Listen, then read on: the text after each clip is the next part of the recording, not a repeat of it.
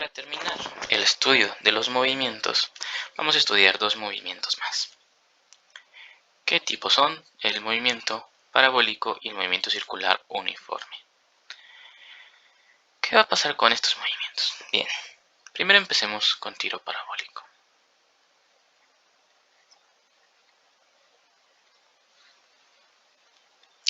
Hasta ahorita, los movimientos rectilíneo uniforme y movimiento uniforme acelerado eran en una trayectoria completamente recta, de una dimensión. Aquí vamos a pasar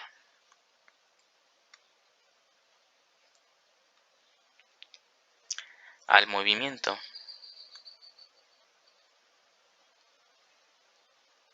de dos dimensiones.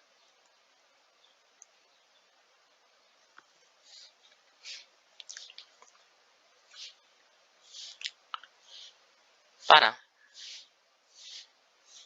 describir estos movimientos.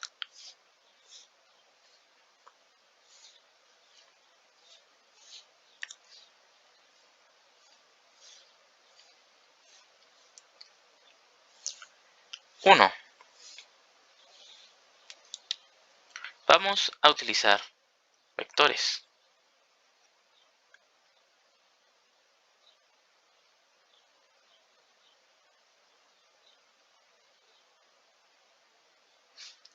Dos,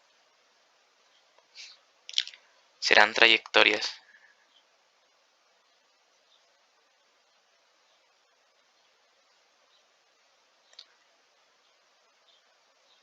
Distintas a una recta.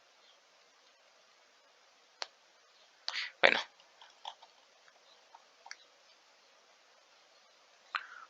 fuera de los ejes.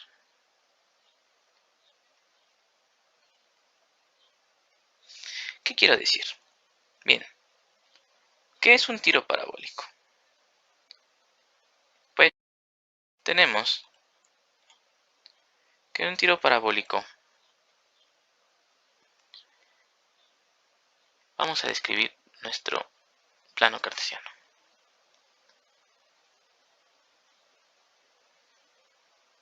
Nosotros, este es el espacio donde va a ocurrir todo el proceso del tiro parabólico. En este espacio. Entonces, a nosotros, bueno, les escribo con otro. Vamos a escribirlo simplemente con esto de aquí. Este va a ser nuestro espacio.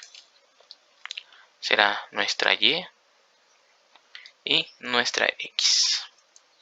Entonces, en un tiro parabólico la trayectoria va a ser una parábola, por algo el nombre.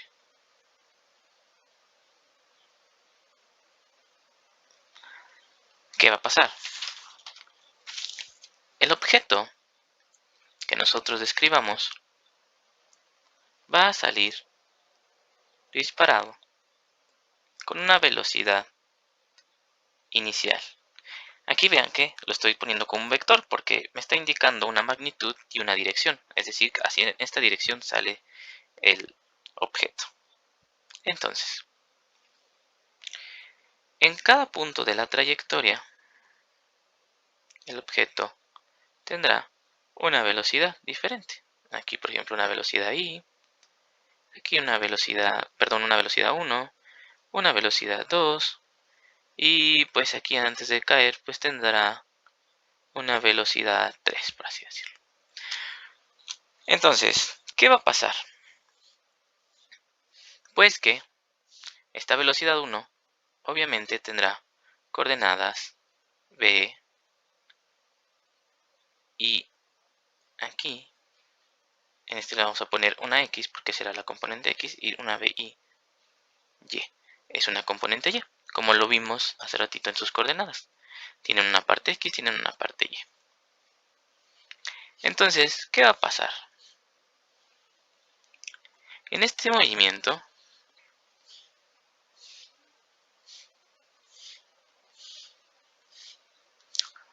B y X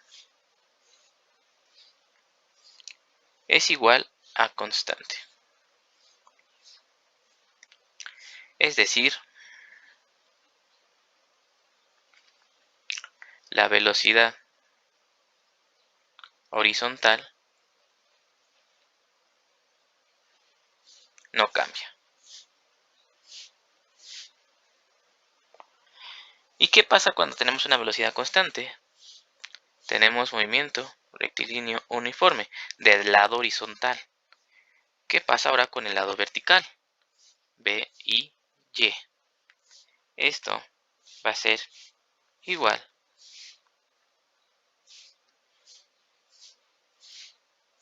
perdón, esto no. B y X tenemos que aquí también, en cualquier punto de la trayectoria va a haber una velocidad con componentes Bx y By. Entonces, ¿qué va a pasar? En cualquier punto del movimiento, la velocidad inicial X, que estamos hablando de esta con la que parte, siempre va a ser igual en cualquier punto. Es decir, en la velocidad 1 también tenemos una componente X. Pues la componente de X de la velocidad 1 va a ser igual a la componente X de la velocidad inicial y así sucesivamente. La componente X de la velocidad 2 igual a esto. La componente de la velocidad 3X pues es esto y esto y esto. Entonces, es decir que la velocidad horizontal nunca cambia. Contrario a la velocidad Y. La velocidad Y en cualquier punto de la trayectoria va a ser exactamente a la velocidad inicial Y menos, en este caso, la G, la gravedad, por el tiempo, digamos, en el punto en el que nosotros queremos, obviamente, encontrar esa velocidad. ¿Qué quiere decir esto? Pues bien, hagamos de nuevo. Bueno, primero, es decir, que tenemos una caída libre y un tiro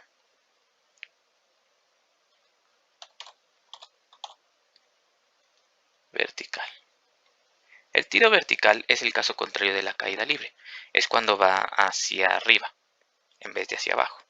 Y puedes combinar tanto caída libre y tiro vertical. Entonces, ¿qué va a pasar? En este movimiento tenemos combinados dos. Movimiento rectilíneo uniforme y movimiento uniformemente acelerado. ¿Por qué acelerado? Porque pues está la gravedad incluida aquí. Entonces, en un tiro parabólico, si te piden encontrar la velocidad horizontal o la velocidad X, pues va a ser exactamente a la velocidad X inicial. Y si te piden encontrar la velocidad Y, pues simplemente vas a aplicar esta ecuación. Velocidad Y inicial menos la gravedad por el tiempo. Ahora bien, tenemos un alcance máximo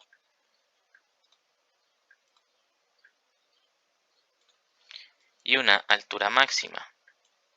Nosotros tenemos esta parábola, que es nuestra trayectoria. Recuerden, la trayectoria es esa línea que queda descrita por el movimiento. Entonces, el movimiento del objeto es una parábola. Entonces, lo que va a pasar es de que vamos a tener una altura máxima, un punto máximo, llega a un punto máximo y ya se dan cuenta que de aquí sube, sube, sube, sube, sube, llega a este punto máximo y empieza a bajar. Entonces vamos a describir como altura máxima.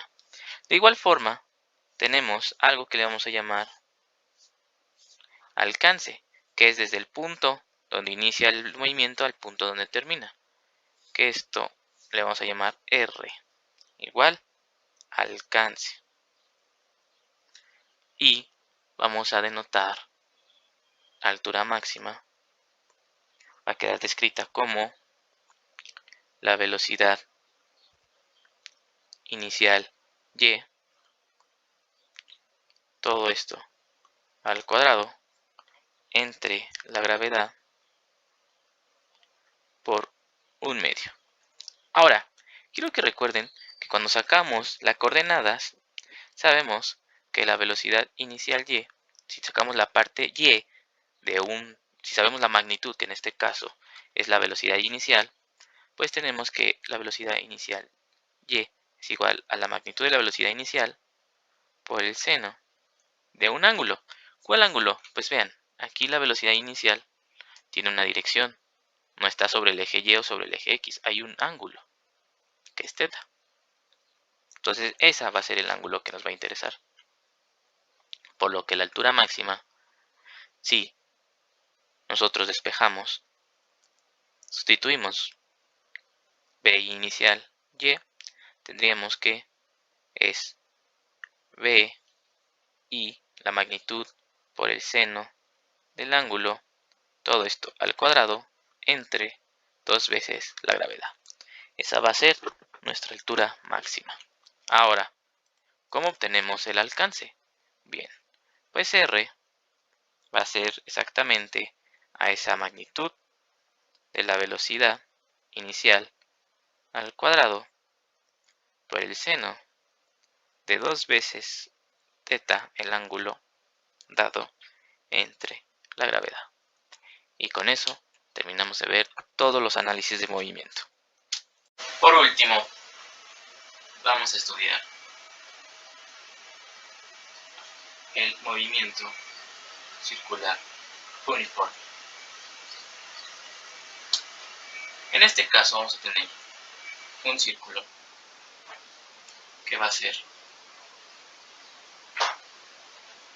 la trayectoria que va a describir el objeto. Por eso es un movimiento circular. En cada punto de esta trayectoria, llamemos este punto como ejemplo, vamos a tener una velocidad y una aceleración que va a apuntar hacia el centro de nuestra trayectoria, es decir, este círculo. A esto le vamos a llamar velocidad tangencial y a esta aceleración centrífuga, donde la velocidad tangencial va a estar descrita por 2 pi por el radio.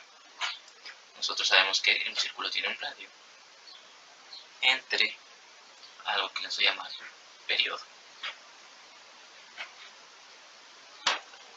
Y la aceleración centrípeta va a quedar descrita igual como velocidad al cuadrado entre ese radio. Aquí vamos a poner a la B una flechita, una cabecita aquí para que no se confunda con la R.